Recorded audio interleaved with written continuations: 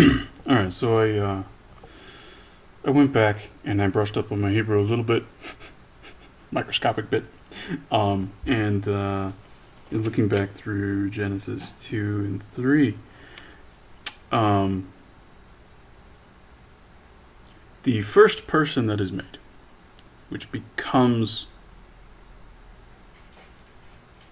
the person that is considered to be named Adam, but really isn't, really just called like the person,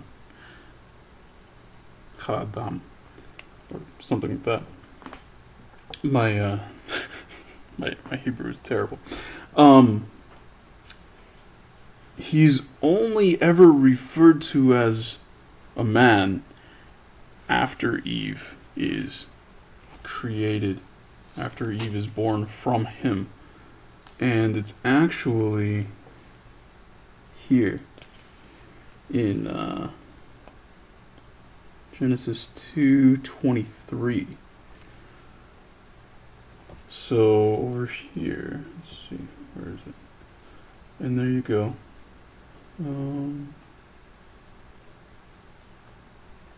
Adam says blah blah blah blah blah blah blah, and she shall be called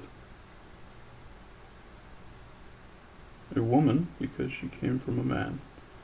And this is the first time, so yeah, there, that word right there, I think.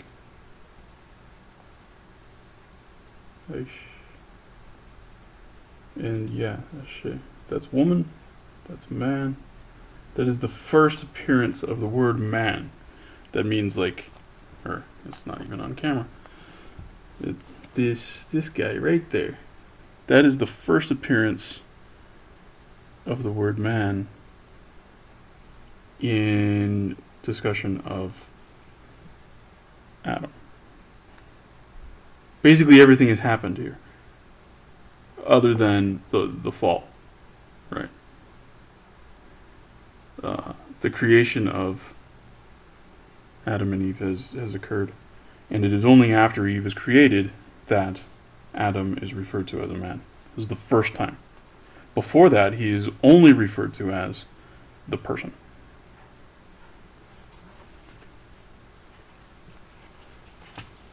So that, yeah, I wanted to note that. Also, I don't know how much detail I'll get into it in this, but come on. Pretty unambiguously, the first chapter of Genesis 1, is an outline for a 7-day week. Right? Definitely that's what's happening there. We certainly use it that way, right? We have 7 days, and on the 7th day we rest, right? So we get Saturday off or Sunday off or something, right? Shabbat or Sunday or Friday. Something. It depends on which Abrahamic religion you're working with, but in some cases it's multiple. But why a 7-day week? Why a 7-day week? Well, the phases of the moon, from completely black, invisible, through to completely full, through to completely black again, there's 4 points that are really, really nice and really easy to see, right? When you have a new moon, so the moon is black, you can't see anything. When you have a full moon, but also the 2 halves, right? When it's first quarter and third quarter. Is that what they're called? Yeah. First. Sure. Yeah, when you have a half moon, those are all really nice. And those are separated from each other by, on average, 7 days. So this is probably actually a piece of a lunar calendar, right? A way of telling time with respect to the month. Now, it's interesting here if we look at this first one, right? When God began to create heaven and earth, the earth being unformed and void, with darkness over the surface of the deep, and a wind from God sweeping over the water. If you read that, and you're looking at a new moon as an allegory for the whole world, that's a beautiful scene right there, right? There is no shape. There is no moon. There's no shape to it. And we're staring at it, and there's like a breeze or something. And like it's a nice, cool evening breeze. Like, that describes exactly what we're seeing here. Like, that's beautiful, right? And then God said, "Let there be light," and there was light. God saw that the light was good, and God separated the light from darkness. God called the light day, and the darkness he called night. And there was evening, and there was morning the first day. So now this can easily be a description of, because the new moon is very, very close to the sun, right? So it's going to be right at sunrise or right at sunset where you're going to be able to observe this. So yeah, you're going to get, it's going to be right at that split between day and night. So again, that is a really nice thing to include there. This is beautifully poetic for that scene. All right. Now the next one. God said, "Let there be an expanse in the midst of the water, that it may separate water from water." God made the expanse, and it separated the water which was below the expanse from the water which was above the expanse. And it was so. God called the expanse sky, and there was evening and there was morning, a second day. Now, here, this is going to be a very early, so say this was new moon, right? And now this is like the next day, right? So we have a very thin slice of the moon here. And what is happening, the way that the moon looks, say we're looking at this, well, you're going to have to look at it at sunset, a little bit after sunset, in order to even see this. But what's going to happen is you're going to have this tiny little crescent that is down, it's pointed down towards the sun, and above it is the rest of the sky.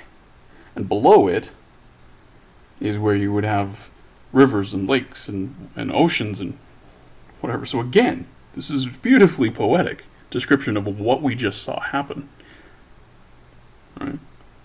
Now, it becomes a little more metaphorical after this point, I think.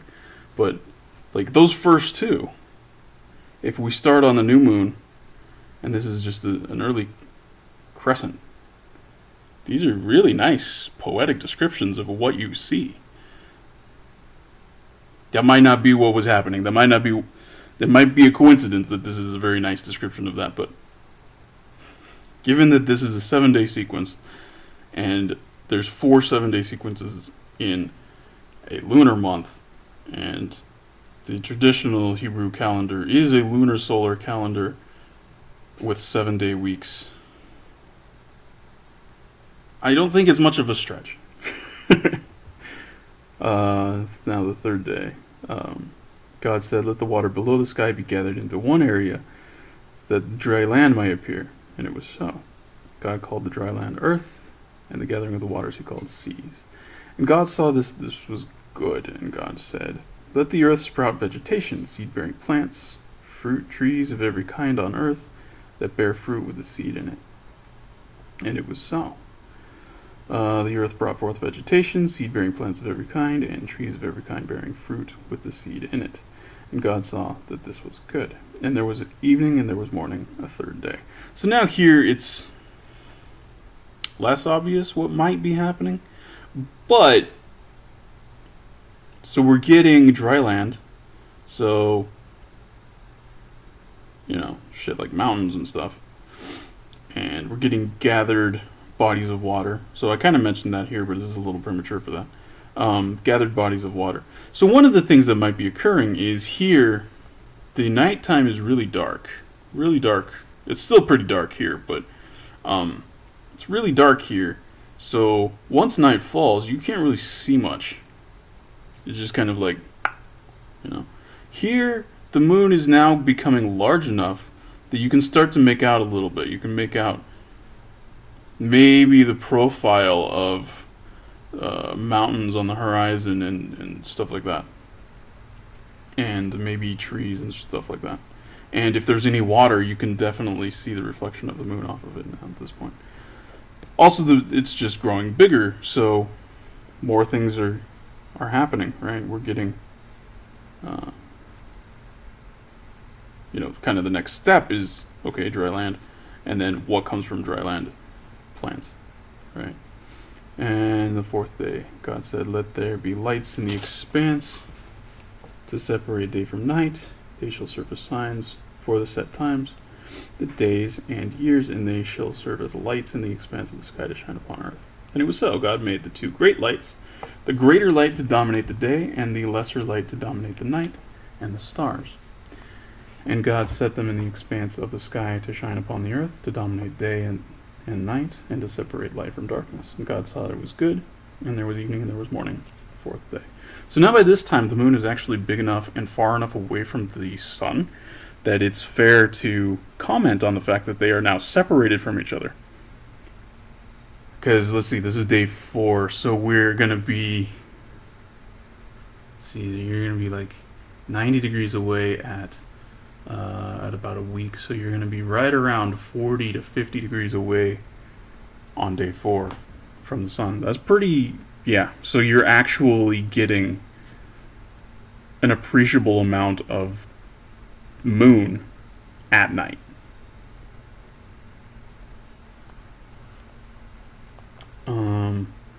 God said, let the waters bring forth swarms of living creatures, birds that fly above the earth across the expanse of the sky.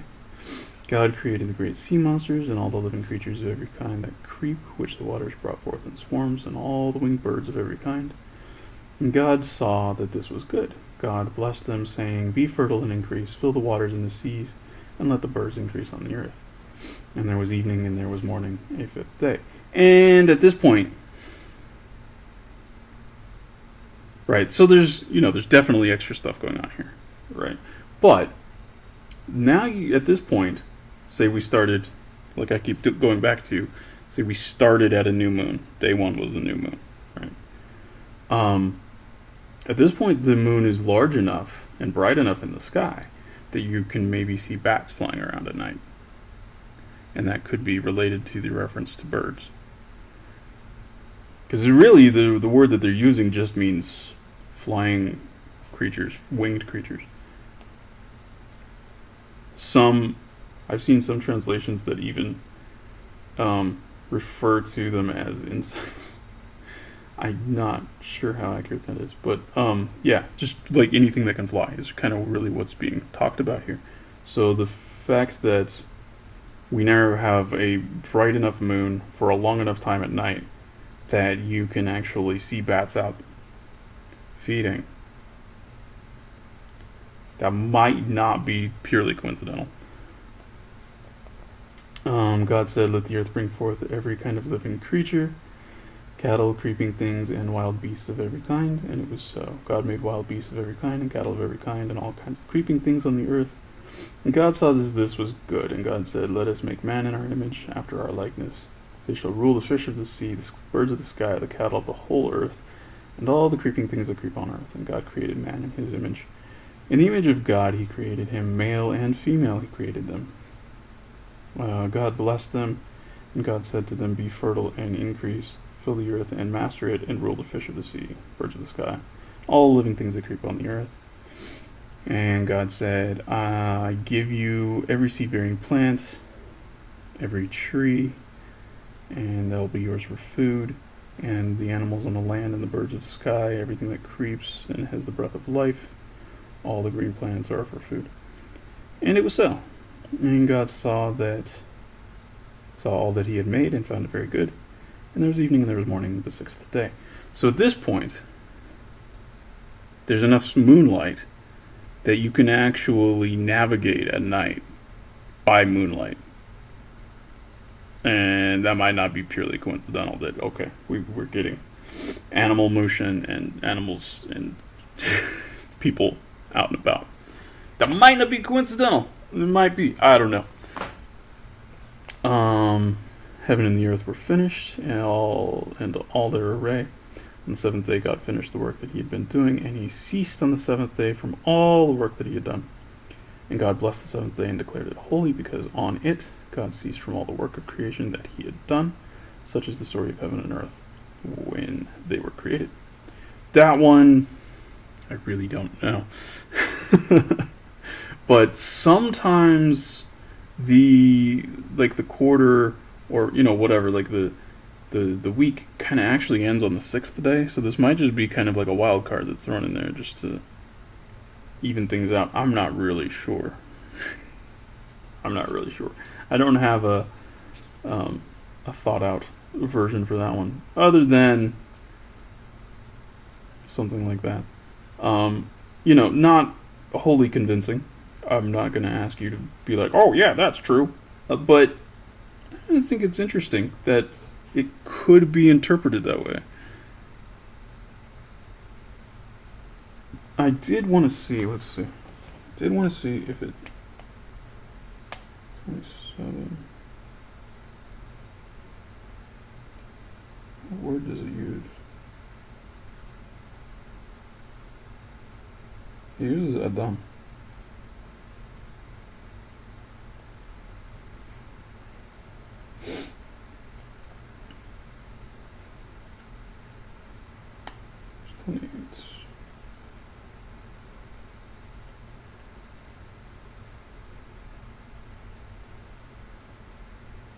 Yeah, my Hebrew's not good enough for this, but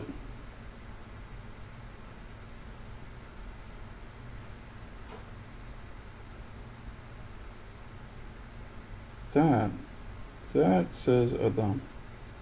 So that is the word that is being used. So it doesn't really mean God created man, as in like male people.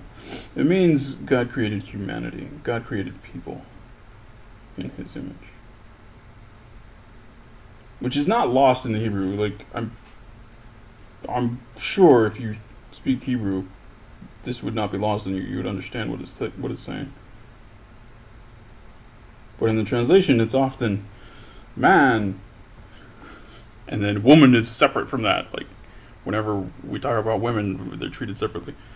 But yeah, no, it's using just the word for people, Adam, which is the same word that you see across the world, across a whole bunch of different language families, right? Tana Adam.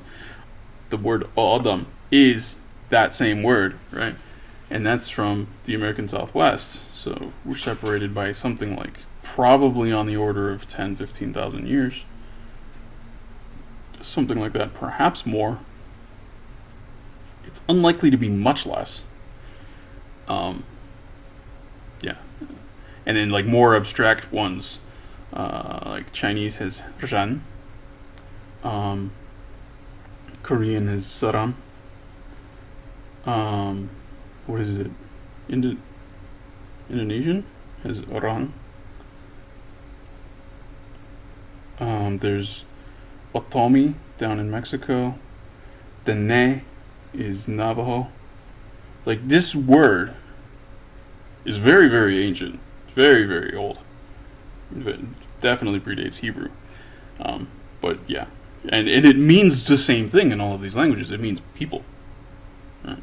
So that's a really, really old term that crosses language families with a huge time depth that you're not going to see linguists acknowledging. It's coincidence. And it's one of those coincidences where we're going to have to propose something like universal grammar, because why is everybody using this similar sounding word? Oh my gosh, it must be magic. Yeah, no, it's... anyway, that's not the point I was trying to make with this one, but that's where it went. Anyway,